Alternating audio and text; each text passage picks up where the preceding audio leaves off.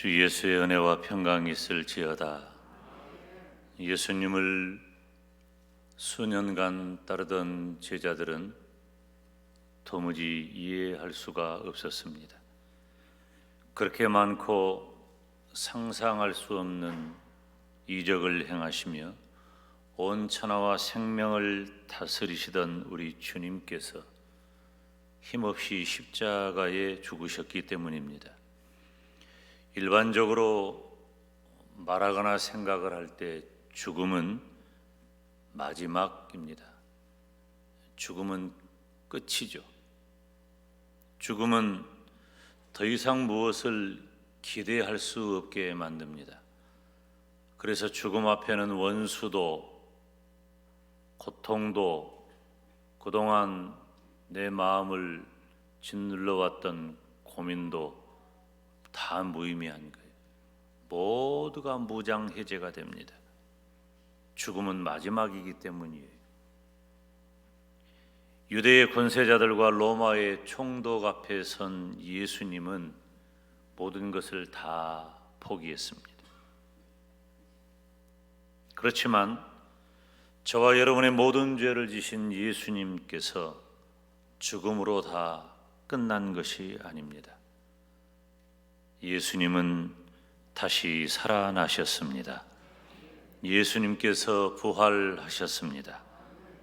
예수님의 부활은 너무나도 감사하고 너무나도 복된 사실인 줄로 믿습니다.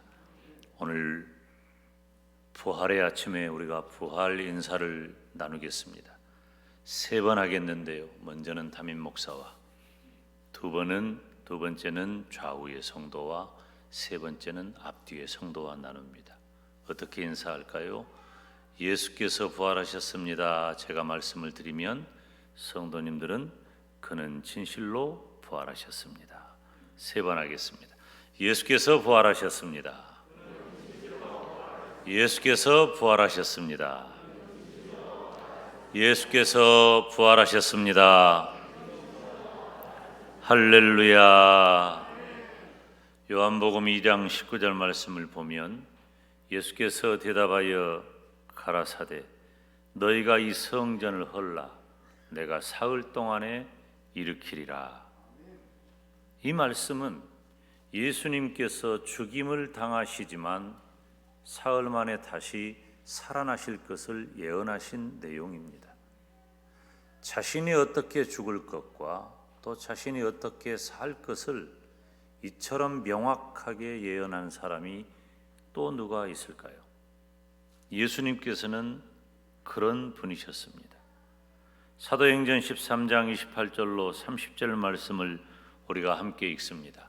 죽일 죄를 하나도 찾지 못하였으니 빌라도에게 죽여달라 하였으니 성경에 저를 가리켜 기록한 말씀을 다 응하게 한 것이라. 후에 나무에서 내려다가 무덤에 두었으니 하나님이 죽은 자 가운데서 저를 살리신지라. 아멘. 예수님께서는 친히 고난과 죽음 그리고 부활하실 것을 예언하셨습니다. 뿐만 아니라 성경의 무수한 기록들은 예수님의 고난과 부활에 대해서 시간과 공간을 초월하여 예언하고 또 사실을 기록하고 있습니다. 인간의 기본적인 이성과 지식으로는 이해할 수 없지만 예수님께서는 죽음마저도 부활에 이르는 과정으로 지내셨습니다. 예수님의 죽음은 제자들에게 좌절과 슬픔을 주었습니다. 예수님의 부활은 제자들에게 기쁨과 평강을 주었습니다. 오늘은 2022년 부활주일입니다. 예수님께서 힘쓰신 일 10번째 말씀으로 우리 주님이 선물하신 평강, 주님께서는 평강을 선물하셨습니다. 오늘 앞선 영상에서도 오늘 전할 말씀과 매우 적합한 그런 영상을 준비해서 제공한 것 너무 감사합니다. 부활하신 예수님께서는 제자들에게 나타나셔서 평강을 선포하십니다. 여러분, 첫 말씀이에요. 요한복음 20장 19절로 20절 같이 읽습니다. 이날 곧 안식 후 첫날 저녁 때에 제자들이 유대인들을 두려워하여 모인 곳에 문들을 닫았더니 예수께서 오사 가운데 서서 가라사대 너희에게 평강이 있을지어다. 이 말씀을 하시고 손과 옆구리를 보이시니 제자들이 주를 보고 기뻐하더라. 아멘. 너희에게 평강이 있을지어다. 샬롬 하셨습니다. 평강이 무엇입니까? 걱정이나 탈이 없는 것을 평강이라고 하죠. 제자들은 이 베드로와 요한 그리고 마리아의 증언이 있었어요. 예수님의 무덤이 비어 있더라. 예수님께서는 말씀하시던 대로 다시 살아나셨다. 이 이야기를 제자들이 전해 들었지만 그러한 증언을 듣고도 그들은 두려워하면서 문을 걸어 잠궜습니다. 그때에 부활하신 예수님께서 육체로 제자들 앞에 나타나셨습니다.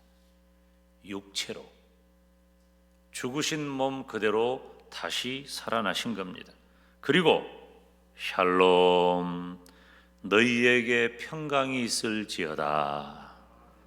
예수님께서는 제자들에게 손과 옆구리를 보여주었고 겁에 질렸던 제자들은 비로소 기뻐하게 되었습니다. 여러분, 슬픔은 잠깐이지만 평강은 영원합니다. 왜 제자들에게, 왜 성도들에게 평강은 영원한 것인가? 육신의 주님께서는 그들을 결국 떠나시지만 성령 하나님께서 더 강하고 담대하게 붙들어 주시기 때문입니다. 요한복음 20장 21절로 22절 말씀을 함께 읽습니다. 예수께서 또 가라사대 너희에게 평강이 있을지어다. 아버지께서 나를 보내신 것 같이 나도 너희를 보내노라. 이 말씀을 하시고 저를 향하사 숨을 내쉬며 가라사대 성령을 받으라. 아멘. 부활하신 예수님께서 제자들에게 나타나셔서 말씀하신 첫 마디는 너희에게 평강이 있을지어다. 여러분, 예수님 다시 살아나셨어요. 그런데 다시 살아나신 예수님께서 제자들에게 나타나셔서 처음 하신 말씀이 평강이라면 얼마나 이 평강이 중요한 주제인가. 제자들에게도 그렇고 성도들에게도 그렇고 얼마나 중요한 주제인가. 8일이 지난 다음에 여드레 후에 예전에 부활하신 예수님을 만나지 않았던 도마도 함께 있을 때 나타나셨습니다. 도마는 말합니다. 예수님 살아나셨다고? 나는 그 확인해 봐야 되겠어. 예수님의 손에 못자국도 허리에 창자국도 확인해 볼 거야. 어쩌면 도마는 가장 현실적인 경험론자고 가장 현실적인 실증론자입니다. 그런데 요한복음 20장 26절에 예수께서 오사 가운데 서서 가라사대 너희에게 평강이 있을지어다. 그리고 예수님 도마에게 봐라, 만져봐라, 넣어봐라 말씀하십니다. 사랑하는 성도 여러분, 예수님께서는 사망의 권세를 이기시고 다시 살아나셨습니다. 예수님께서는 더 이상 무덤에 머물러 계시지 않으십니다. 예수님께서 죽은 상태로 닫혔던 그 무덤은 이제 빈 무덤이 되었습니다. 왜냐하면 무덤에 갇히셨던 예수님은 다시 살아나셨기 때문입니다. 이제 이 시간에 우리가 빈 무덤을 노래한 찬송가 150장 1절을 다 함께 부르고자 합니다. 150장 찬송 1절입니다.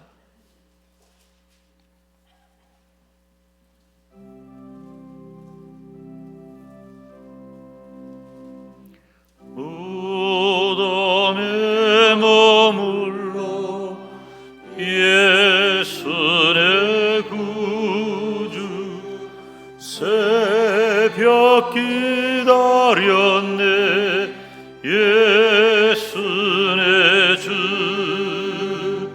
원수를 다 이기고 무덤에서 살아나셨네 어두움을 이기시고 나와서 성도와 함께 길 쓰리시네 사셨네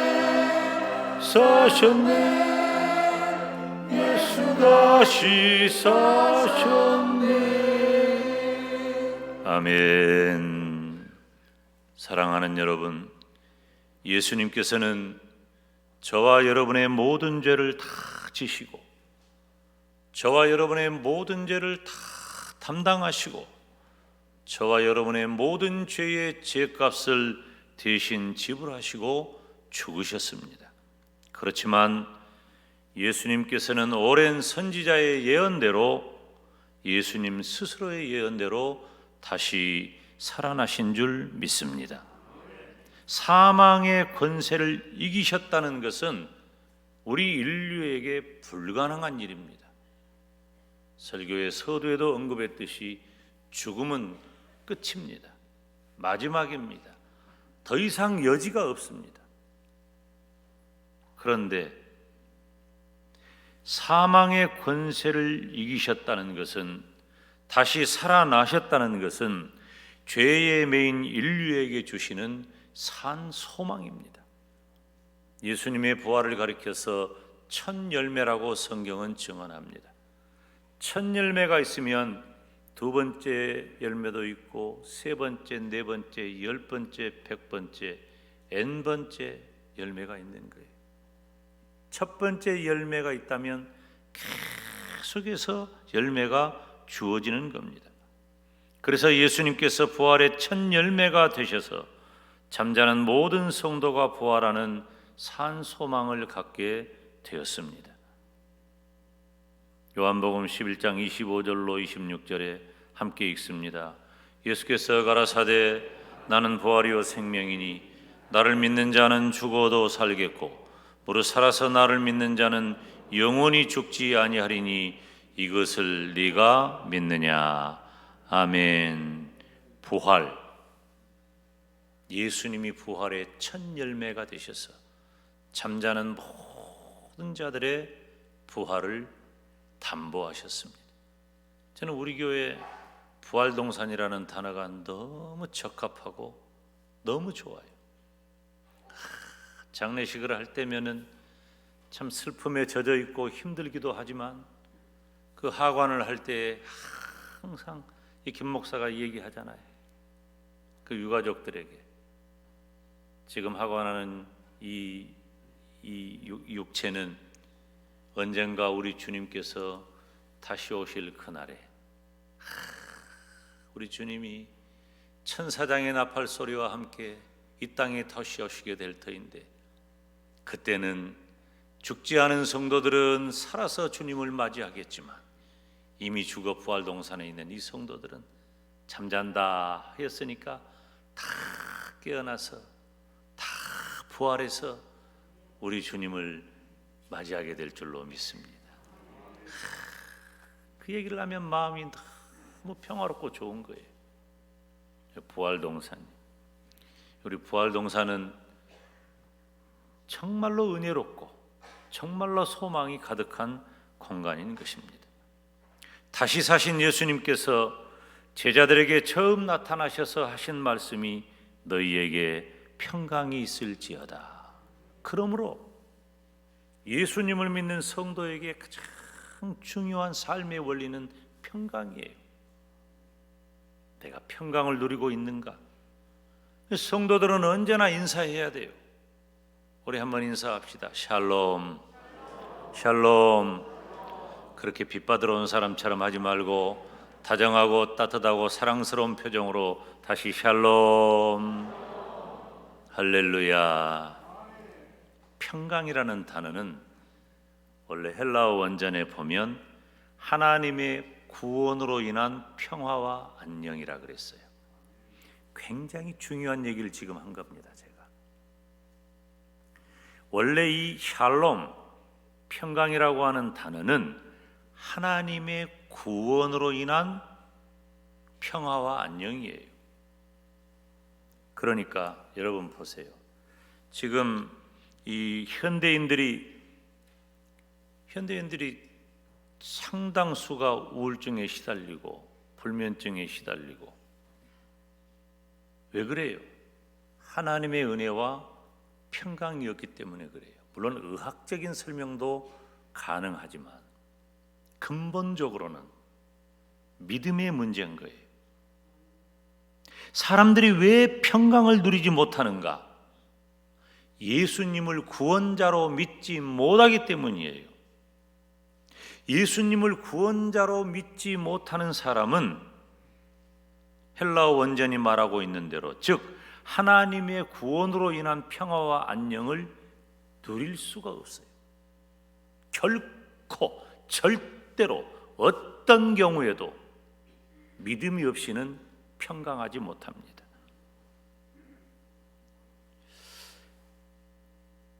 이 사도행전 16장을 보면요, 바울과 실라가 빌립보에서 복음을 전하죠. 복음을 전하는데 복음을 전하다가 귀신 들려가지고 점치는 요정을 고쳐줘요. 이 귀신 들려가지고 점치는 요정을 고쳐주니까 그 요정 때문에 돈 벌어 먹고 살던 주인이 화가 잔뜩 났어요. 그래가지고 이 바울과 실라를 고발을 해서 이제 잡혀가게 만듭니다. 잡혀가서 매를 맞는데 얼마나 많이 맞았는지 몰라요. 죽기 직전까지 맞았어요. 숨만 붙어 있는 거예요. 그냥 우리가 매 맞았다, 우리가 글로 읽는 것하고 그 글에 담겨져 있는 의미를 이렇게 깊이 살피는 것하고는 굉장한 차이가 있죠. 그래서 성경을 연구하는 분들이 문화도 배우고 역사도 배우고 또 여러 가지 공부를 하는 이유가 바로 그 성경의 글 그리고 행간에 대한 이해가 필요하기 때문이에요. 그냥 매 맞은 게 아니라 40에 하나 감안 매니까 죽기 직전까지, 그러니까 죽도록 맞은 거예요. 오늘 예배 참석하신 분들 중에 혹시 죽도록 맞아본 분 있습니까? 뭐 남자들은 군대 가면 좀 맞기는 하지만 뭐 맞아서 죽는 경우도 간혹 있지만 그건 매우 특별한 경우죠. 우리 일생에 거의 없습니다. 거의 없어요. 여러분 속으로 그런 생각을 하셨을까 봐 제가 말씀을 드리는데, 그럼 목사님은 안 맞아봤습니까? 저도 한두 번은 맞아봤어요. 한두 번은 맞아봤는데 뭐 다 공개할 수는 없고, 뭐 제가 대학 시절에, 우리 이장로님은 잘 알지, 대학 시절에 이렇게 몇 번 좀 맞아보고 그랬는데 못 맞겠더라고. 못 맞게.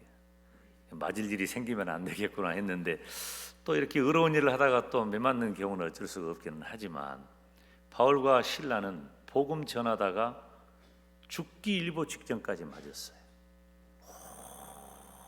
온몸이 만신창이가 되었습니다. 그리고 퀴퀴하고 칙칙하고 캄캄한 토굴과도 같은 감옥 속에 들어가 착고에 다 채워져 양쪽에 간수들이 지킵니다.